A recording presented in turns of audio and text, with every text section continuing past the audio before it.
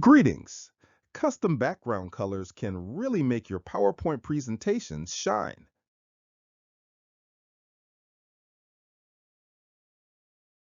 Right-click on your desired slide and choose Format Background.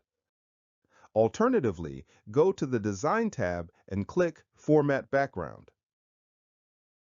Under the Fill section, ensure Solid Fill is selected.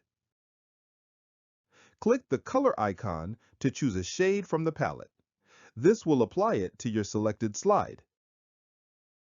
To adjust the transparency, simply move the transparency slider, or type a value between 0% and 100%.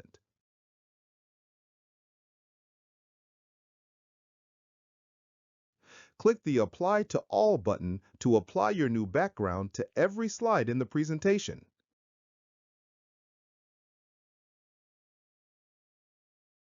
To revert your changes, click the Reset Background button.